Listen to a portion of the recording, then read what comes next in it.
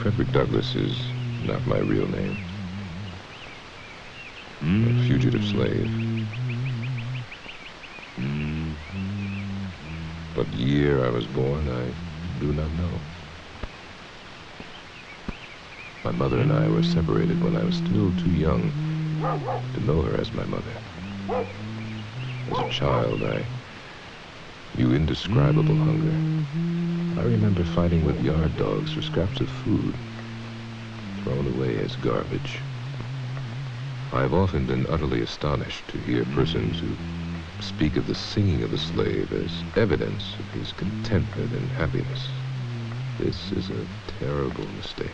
The songs of the slave represent the sorrows of his heart. I've sat on Kennard's Wharf at the foot of Philpott Street in Baltimore, and I've seen men and women chained and put on a ship to go to New Orleans. Frederick. Still hear their cries. Frederick, it's so early in the morning. I'm just going through some old files and notes. I might find something interesting for the women's conference this afternoon. We're not expecting you to make a formal speech. Will you not even have breakfast? I won't be long. Just want to be prepared. Get that before sunup. I won't be long.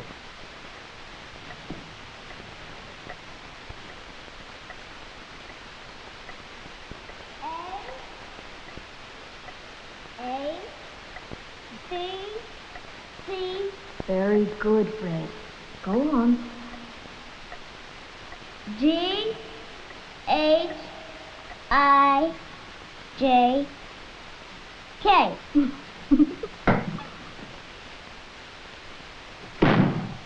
What in God's name do you think you're doing? You didn't mean any harm. If you give a nigger an inch, he will take a mile. If you teach that nigger how to read, there would be no keeping him. It would forever ruin him to be a slave. We carried you here to take care of Thomas. To learn a trade when you're bigger. Ain't no need for you to be reading, boy. No need at all. I understand, dear. I'll see to it that it's not allowed to be near any more books. There's nothing more needs saying.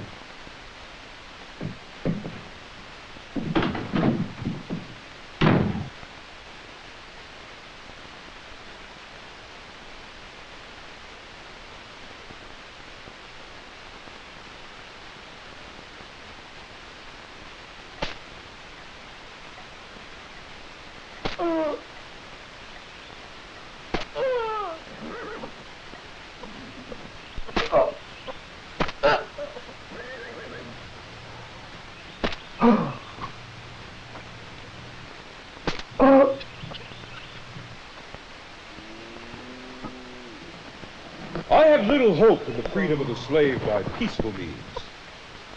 More than 2 centuries of slavery has placed the slave holders beyond the reach of moral and humane consideration. Get up!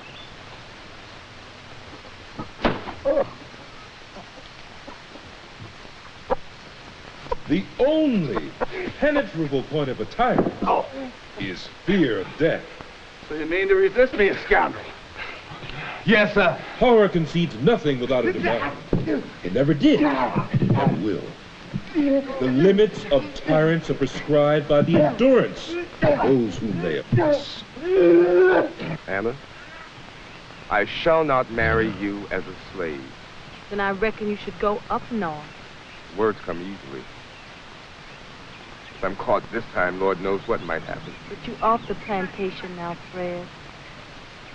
No patrollers to stop you in Baltimore. You learned yourself a trade in a shipyard. There's work for you up there, and freedom. I saved up some. I got some belongings I can sell.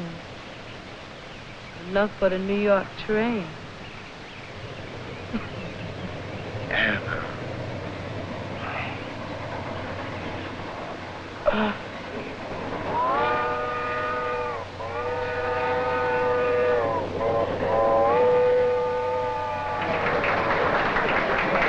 See, Frederick Douglass has joined us.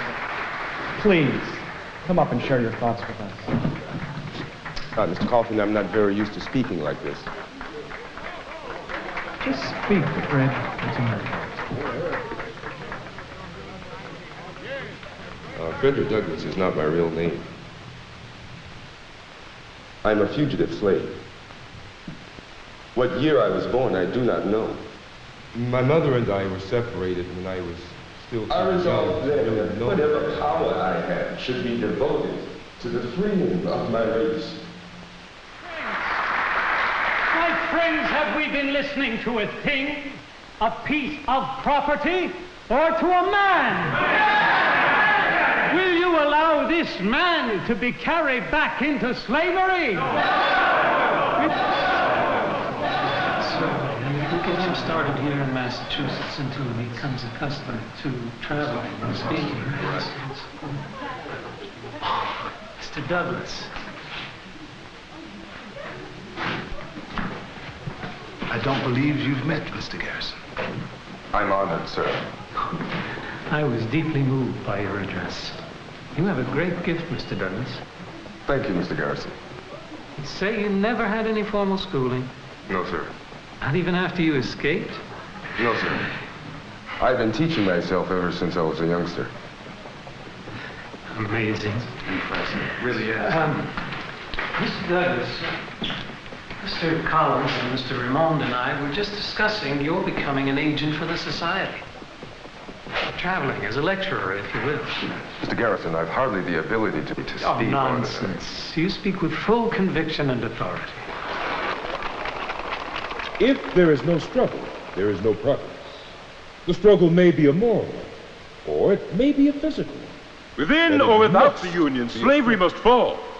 The long-crushed Negro must rise. Ethiopia. What to the American slave is your 4th of July?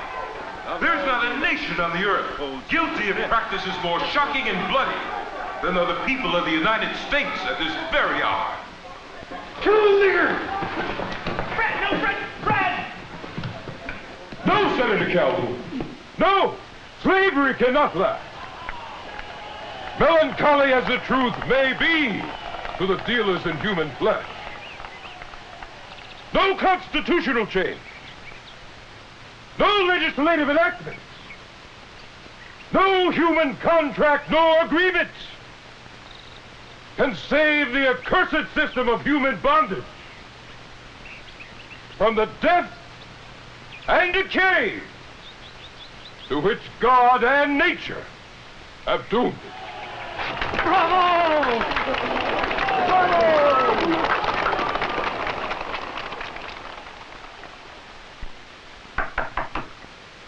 Who is it? Garrison. Come in. I must speak to your father. Garrison.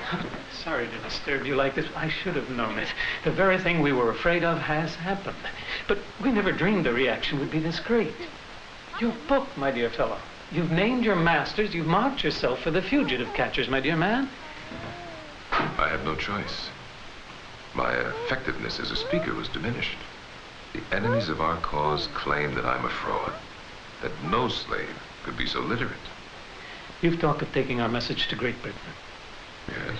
This seems a propitious time for such a journey, giving time for this trouble to blow over. Frederick, Mr. Garrison may be right. But Anna, that means I'll have to leave you and the children for a while. But you still have your freedom. So we can't persuade you to stay in England. It's been over a year. I must go back here. It's not an easy decision. The British people have taken me to their hearts. Have you any plans, Frederick? Oh, yes. When I get back, there'll be speeches, and more speeches, meetings and more meetings. But, Julia, I'm thinking of starting a newspaper. I want to call it the North Star. If you do, I'd like to help. I could raise funds, sell It would be a most subscriptions here in humanitarian England. deed, Miss Richardson. But I fear the reaction of our abolitionists at home. Why should anyone object? Do you agree, Mr. Garrison?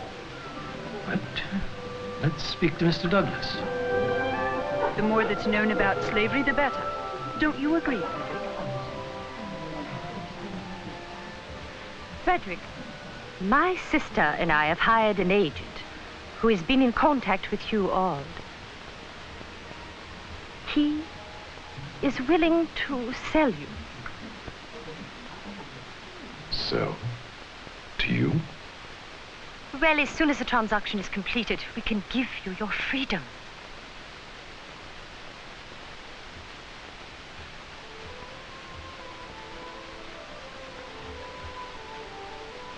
Freedom.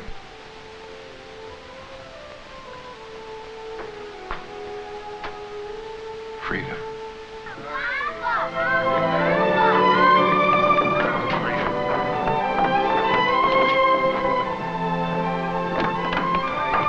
Welcome home, Papa.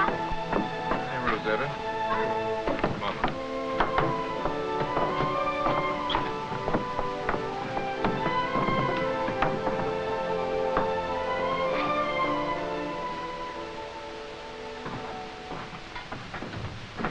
I like this. That's good, then. Thank you very much.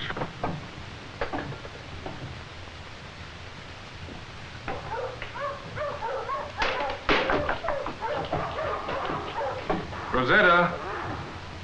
Who's at the door, please? Yes, Papa.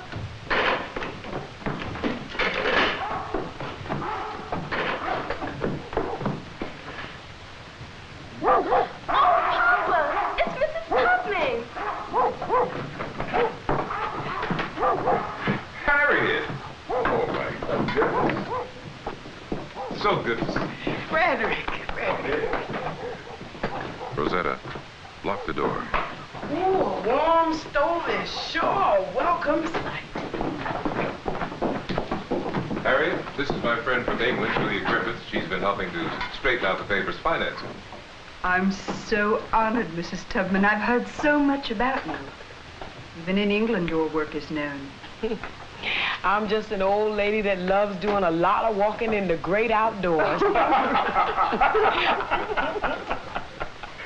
Most times at night. And she's fond of bloodhounds, too. Wherever I go, I hear folks talking about John Brown. Brown, we're indebted to you for your deeds in Kansas. They say you freed over 100 slaves. Several hundred. We escaped just ahead of the, shall we say, friendly posse.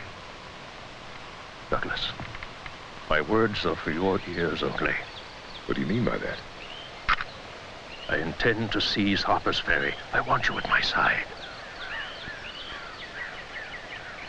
Seize the town? Yes. First, we'll capture the army arsenal. Then we'll hold the leading citizens hostage until the slaves are freed. But don't you see, you can't fight the entire United States Army alone. You and your men are overwhelmingly outnumbered. They'll annihilate you. But this mission will arouse all America. It will force the people to take action against this damnable institution. John, you know I have supported and will continue to support you in all of your other efforts. But my dear friend, this scheme is doomed to failure. This is the wrong place. This is suicide, man.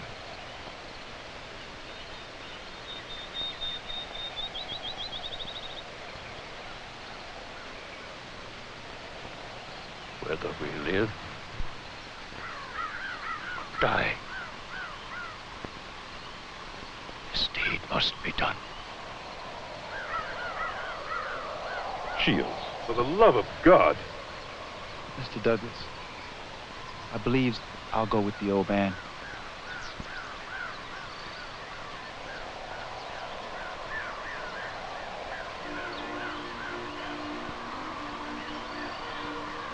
Because of events in Harper's Ferry, the press and much of the public have declared John Brown to be truly mad. But he is not. John Brown is a man who simply believes the Declaration of Independence to be true, and the Bible to be a guide to human conduct. The future will write John's epitaph, upon the hearts of a people freed from slavery.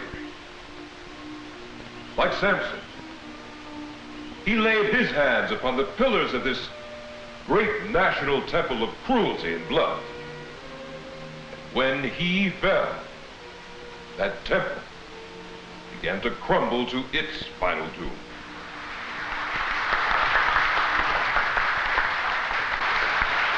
Mr. Douglas, a word with you, please. Come, walk with me, sir.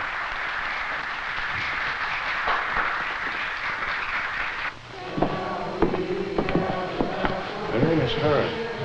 I'm a telegraph operator.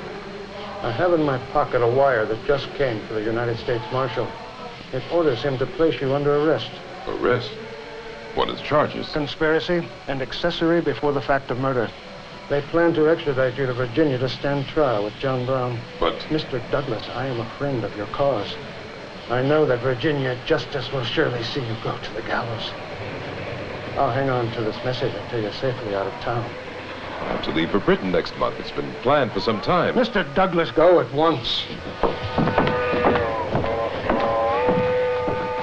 I'll make for Canada. Sail from there. And go quickly, Mr. Douglas. And Godspeed. I must get back to my work.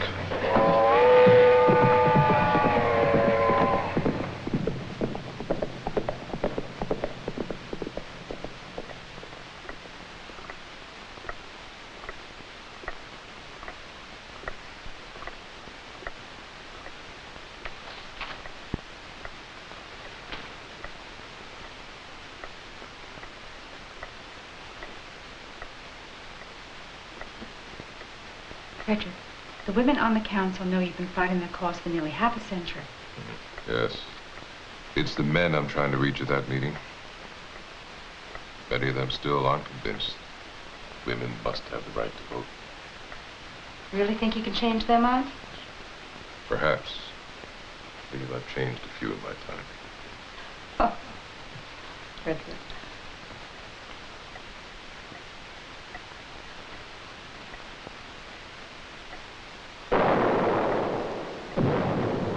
Let us stop the war on the soil upon which it originated, and among the rebels and traitors who originated. Yes. Organize yourselves into societies and communities. Purchase arms for yourselves. Learn how to use them. Yes. Let us not only be ready when called, but let us cast about for the opportunity to strike for the freedom of the slave, and the rights of human nature. For we shall be called, and we must be ready.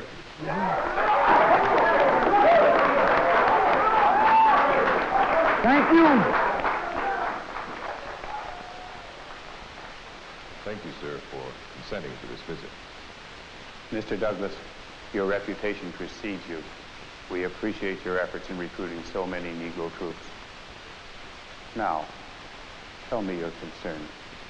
To put it bluntly, Mr. President, our Negro soldiers are receiving inferior arms, inferior training, lower pay, and in other ways are being unfairly treated by the Union Army, and when captured by the Confederates, are murdered in cold blood.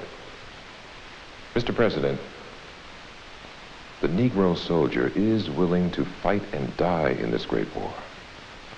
But he must receive some sign from this administration that he simply isn't exchanging one form of oppression for another. Mr. Douglas.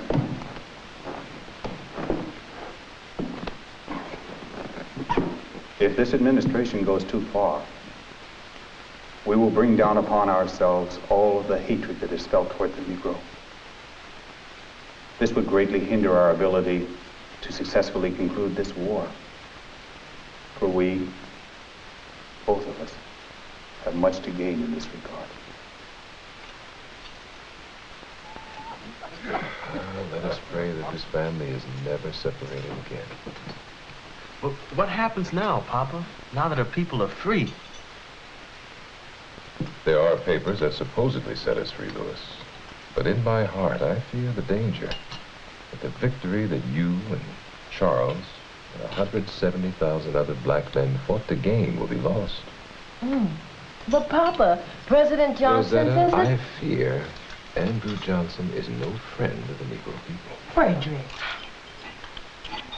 you mean we've been suffering all these trials for all these years for nothing? Without the vote, liberty's a mockery. The Negro will no longer be a slave to an individual master.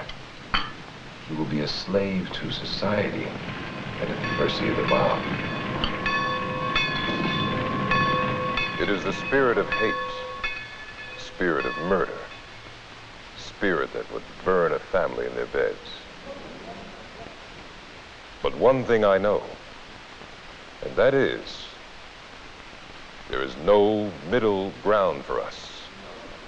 We must either have all the rights of American citizens, or we must be exterminated. For we shall never again be slaves.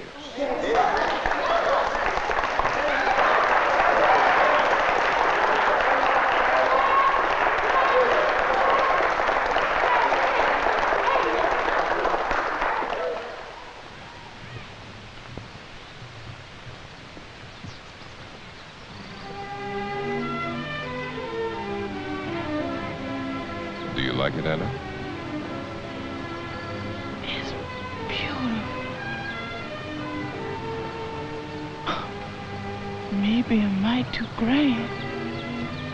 Well, President Hayes wouldn't have the United States Marshal for the District of Columbia living in a log cabin. Mr. Lincoln lived in a log cabin.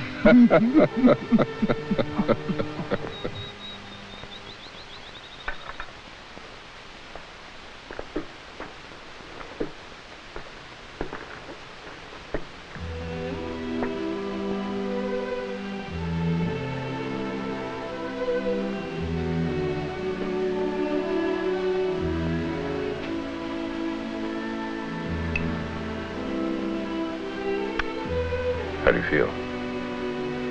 About the same.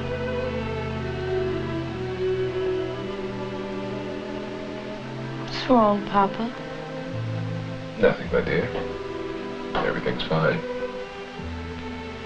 What is it, Fred?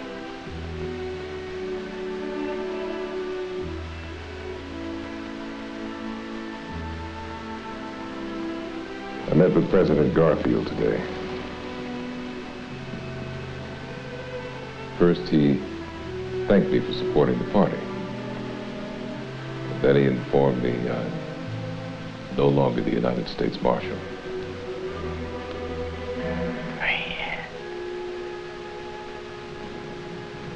I'm to be appointed the Recorder of Deeds.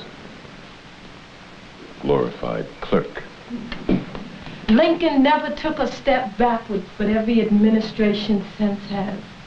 Papa, you're not going to take that job, are you? Is there a choice? Our people's pride demands that a Negro holds some position in the government of the United States. I must put their battered pride ahead of my own. You've done the right thing, Fred. You usually do.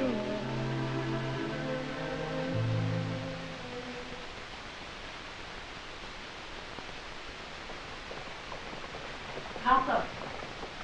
Papa, come in and see. Harriet! Frederick! My goodness. My goodness.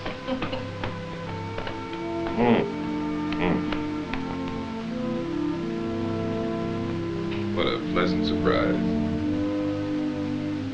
I can't stay but a moment. But I couldn't come to Washington without stopping by to say hello. It's been so long, Harriet. It brings back such pleasant memories. You know, Harriet, most of what I've done in my life has been in public. But you've labored in a private way.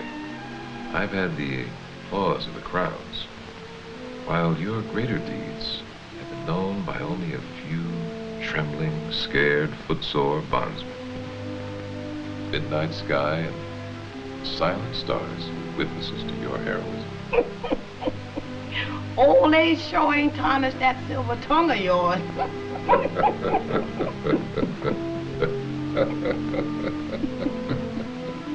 You must be terribly lonely, Frederick. With Anna gone and all the children grown up now. Lonely? Harriet, Anna was the anchor of my life for 40 years. But I have Rosetta, Charles, Louis, Fred, and I have my work. I hope this is hot enough for you. Thank you, Rosetta.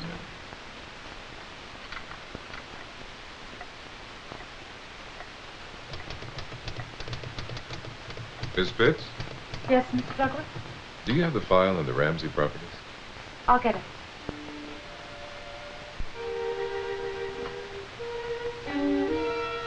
Thank you.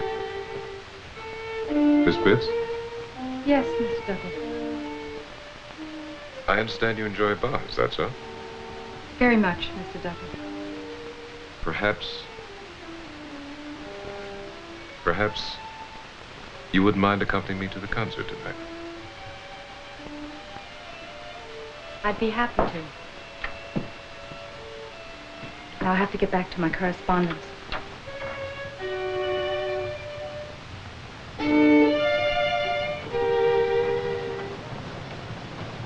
Papa, I speak for the entire family.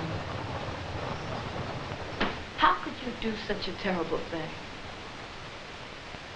Rosetta, is it so terrible for an old man to seek comfort of a loving wife as the evening of his days descend upon him?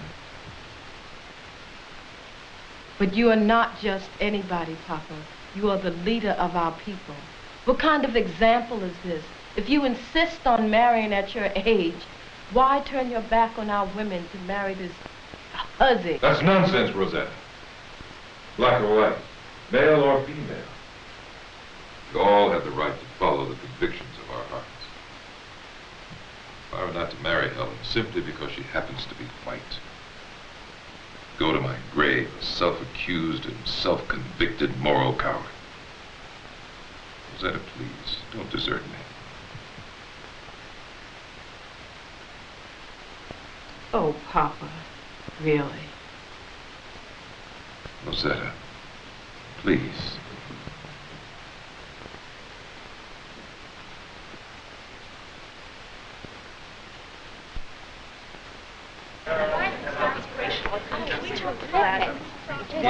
Absolutely. I just found it. It's a wonderful speech. Wonderful. Here he is. Oh, where? Oh, there he is. Oh, there he is. May I have your signature, sir? Thank you. May I have your autograph? I really enjoyed your speech, sir. It was very moving. Thank you. May I have your autograph, sir? Thank you for those wonderful words, Mr. Douglas. Thank you. Thank you. They mean a lot to all of us. Mr. Douglas, how would you sum up your involvement in the women's cause?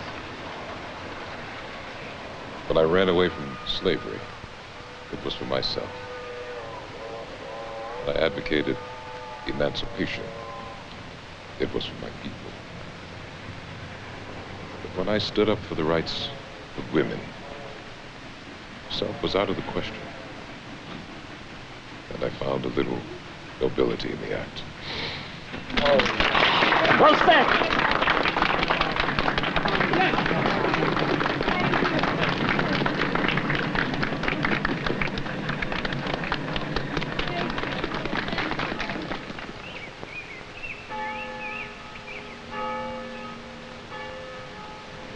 Hello, Mr. Douglas. Hello. I'm Martin Andrew. I heard you speak last week at Mountain Olive. Oh, yes. That was an inspiring affair. Can I talk to you for a moment, Mr. Douglas? Well, Martin, I've just left one meeting. I barely have time for supper before I have to go off to another. Why don't you stop back by tomorrow afternoon? I'll have more than just a moment. But I just have one question. All right, just one. Sir, you lived in the old days when our people were slaves. and in the new times, both. But it seems like all those rights that we're supposed to have won are being taken away from us. What advice would you have for a young fella like me who wants all people to live in liberty and justice? Agitate, Martin.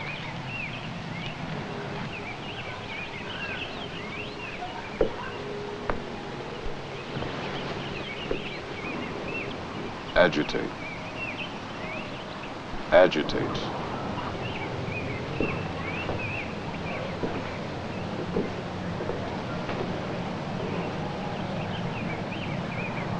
Agitate.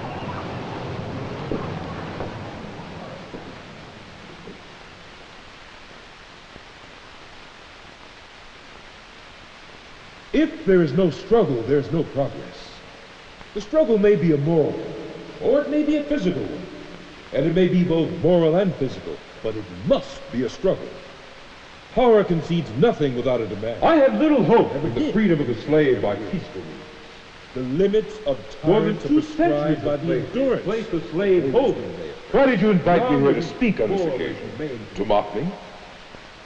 What to the American slave is your 4th of July? Within or without the Union, slavery must fall. The long-crushed Negro must rise. More than all the other days of the Calhoun. year. No justice and cruelty. No slavery cannot last. Melancholy The old is the slave strength owners of used to represent the slaves. The rich landowners of other countries represent the poor. And the men in our country. It's hardly necessary for me to say, after what I've already said, that I'm a radical woman suffrage man. Slavery is the common enemy of all that. One of those monsters of darkness the light of truth is death. Stepped upon the free soil of Massachusetts. Let us never forget when I took that justice to the Negro is safety to the nation.